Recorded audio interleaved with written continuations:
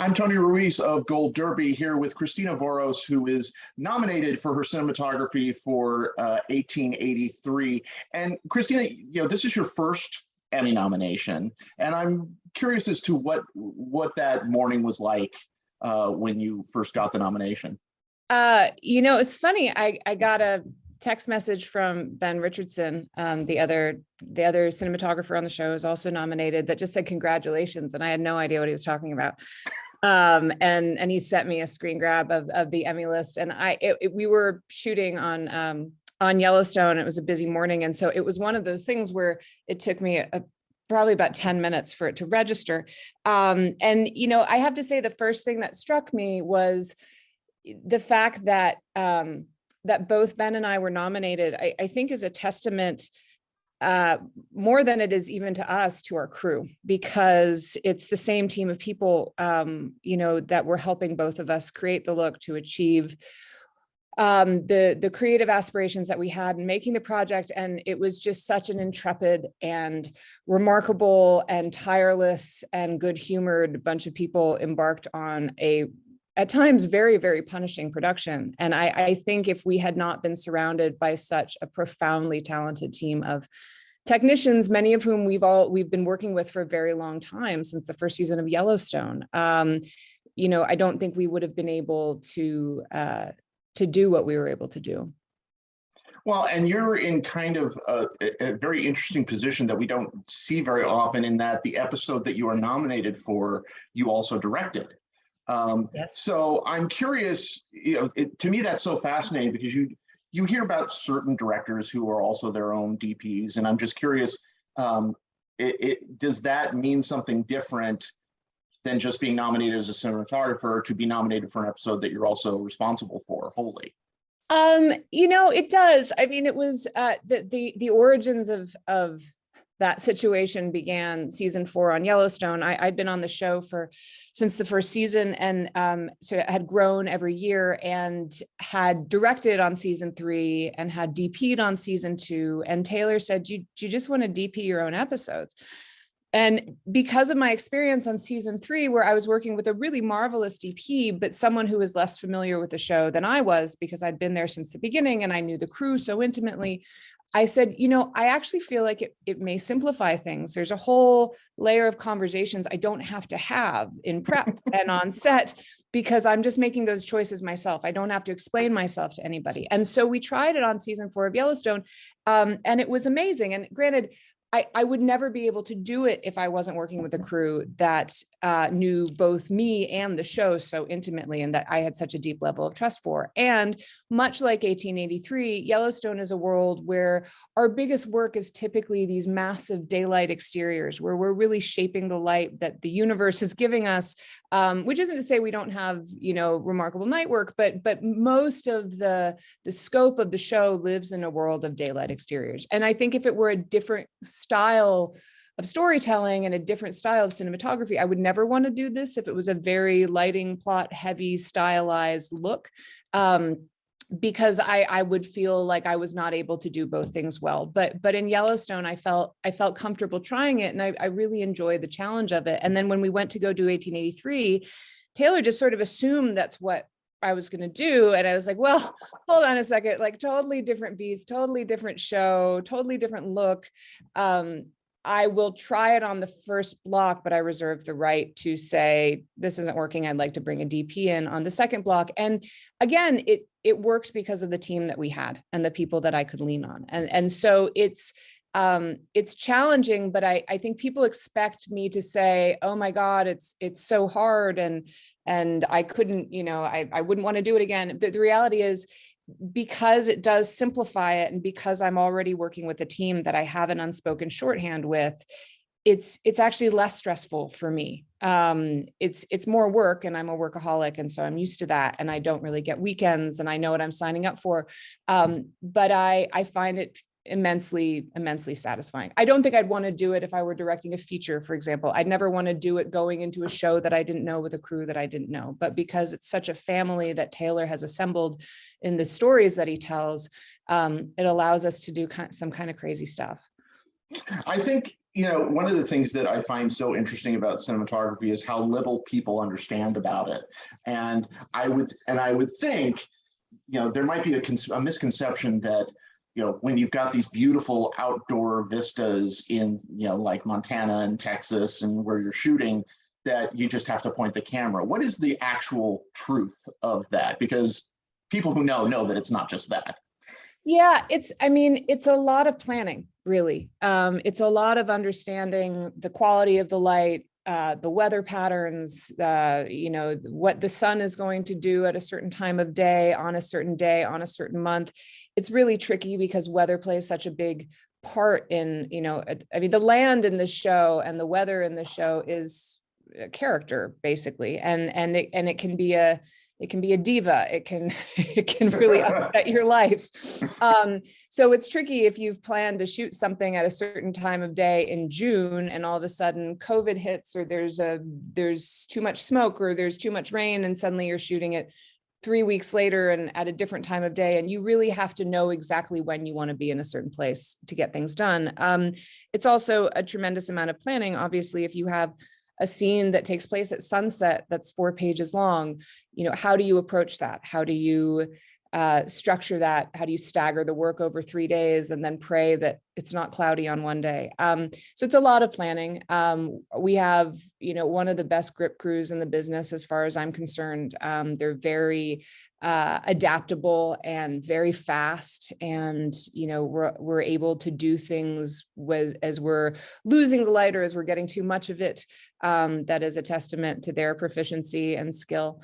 But yeah, it's a lot of planning. It's a lot of knowing what you want the space to look like, and knowing you can't light a sunset in a wide shot. And so how are you going to build your day to be there when you want to be there, and to think about how to shoot the coverage in a way that maximizes the most glorious moments when you're seeing the most of the world.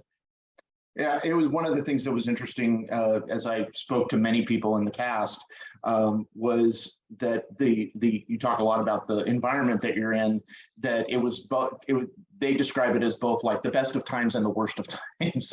And did you have kind of a similar feeling about it?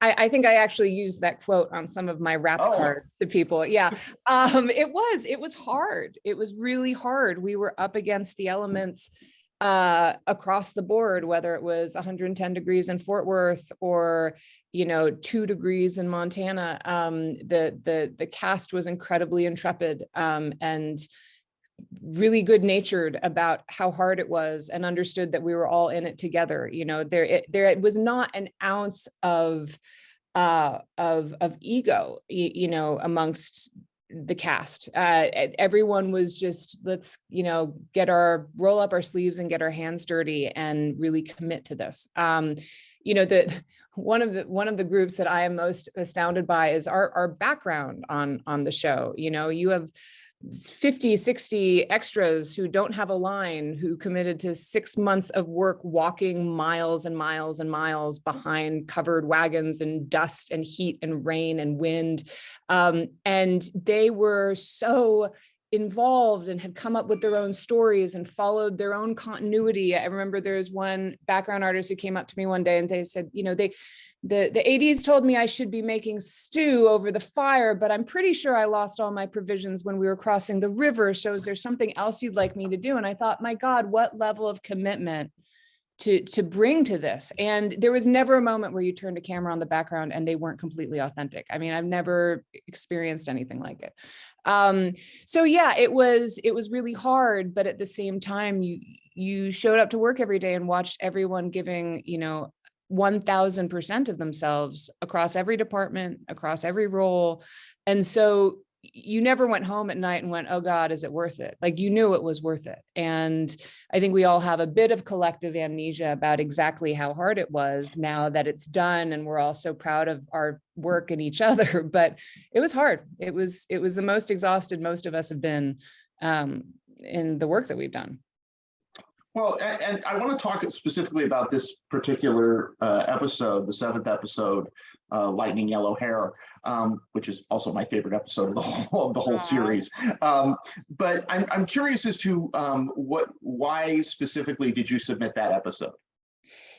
It was out of the 4 episodes that I directed, it was the one that I felt showcased the best of everyone's work across all departments in any of the episodes I worked with. I mean, every episode I think is remarkable in its own way. But Lightning Yellow Hair really was the coalescing of, you know, the technical crew on the ground, the performances from the actors, the dovetailing of special effects on set and visual effects in post.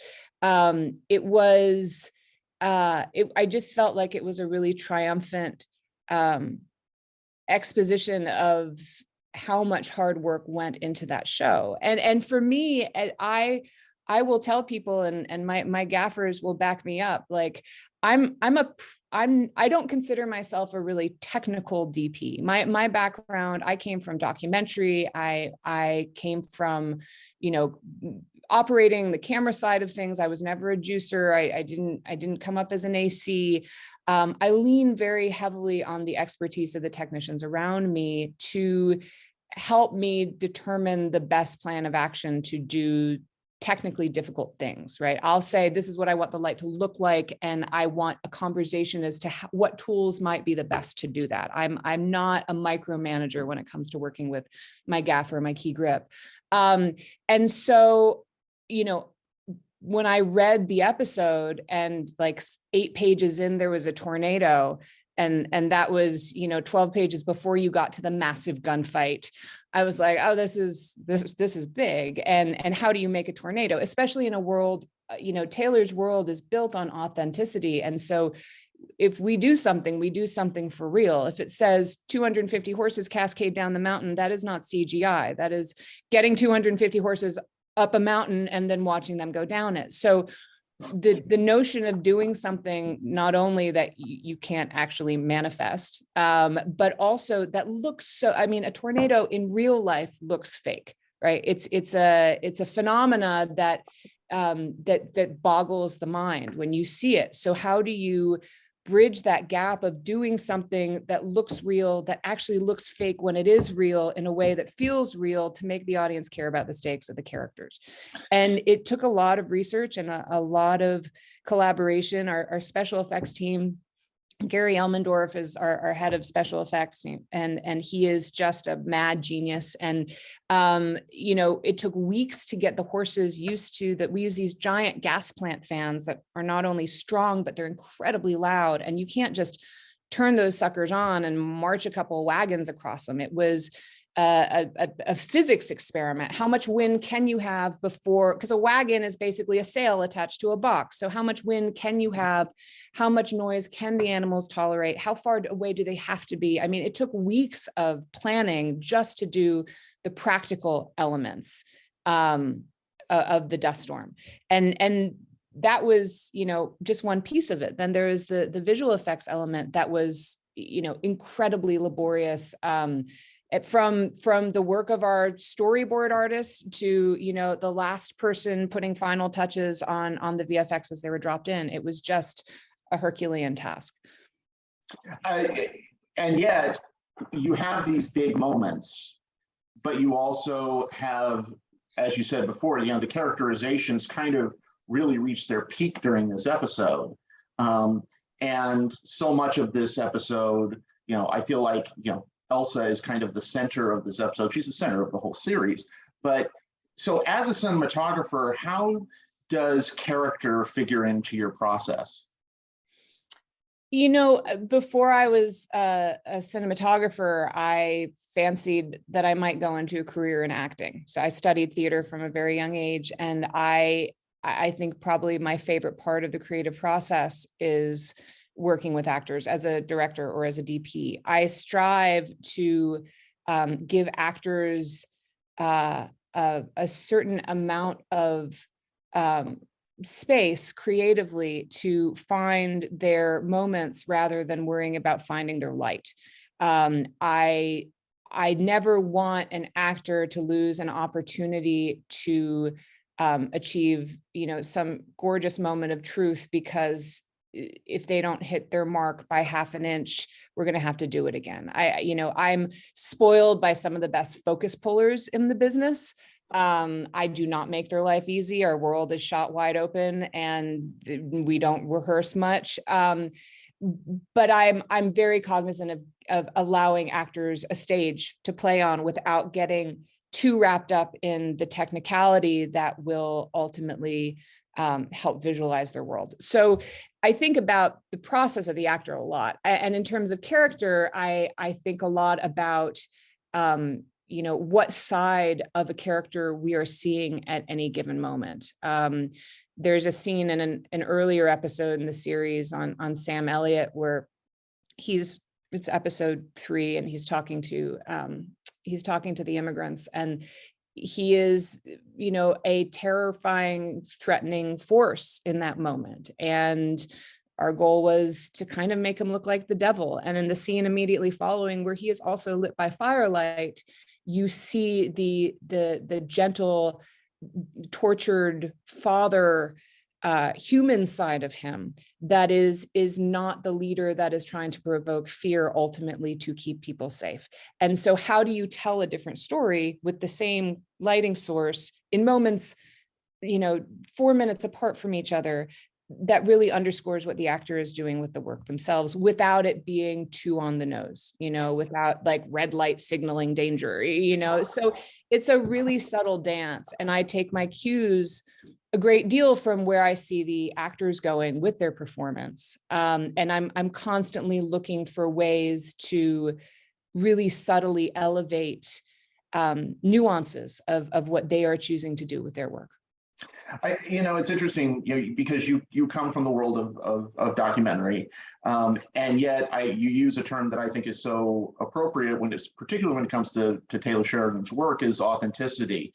Is that does that move from documentary to narrative? Is that easier when you're working with someone who's as focused on authenticity as Taylor is?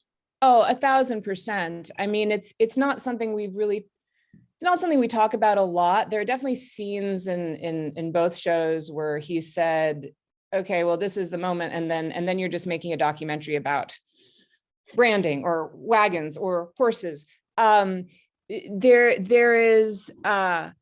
is something really gorgeous to me about his approach to storytelling that knows that honors when something should be, when something is better because it is precise, and when something is better because it's adaptable. And I think Taylor, in the way he writes, in the way he supports the show, in the way he protects the way we get to make the show in terms of time and resources, he allows us a certain freedom to capture the glory of it all by approaching things as a documentary, as opposed to dialing it in within an inch of its life. I mean, again, there's a scene in an episode of Yellowstone in season 3 where we did have 250 horses cascading down a mountain, and a producer had asked me, was almost adamant that I get a storyboard artist and that we know exactly what we're shooting and that we sort of nail it down. I was like, these horses are not going to hit their mark, right? I'm not going to get like 5 in one shot and, oh shoot, I wanted 18 in that and I only got 14. It's like, no, you're going to think about what the most beautiful angles are going to be, and then you're going to pour the horses down the mountain, and that's how you shoot that sequence. And Taylor not only encourages that, he acknowledges that when you are trying to create things that feel innately naturalistic, the only way to do it is by letting them happen. And then, yes, you can go back and go, okay, I need a close-up of this guy, or I need another shot of, this element, but letting things happen in front of the lens allows you to capture things that you never could have planned out if you were trying to micromanage it from the beginning. And so, yes, I think my documentary background helps immensely. And it also, I miss documentary. I don't miss the heartache and the lifestyle and the years spent trying to hammer away at getting one finished. And so I think there's something really gorgeous about the work that I get to do with Taylor, both as a director and as a DP, that continues to scratch that itch for me a little bit, even though I'm not, knee deep in it like I used to be. Well, Christina, congratulations. Best of luck at the Emmys. Everybody go to goldderby.com, make your predictions for the Emmys, and stay tuned for interviews with more nominees in the coming weeks. Christina Voros, a great pleasure. Thank you so much. Thank you so much, Tony. Have a great day. You too.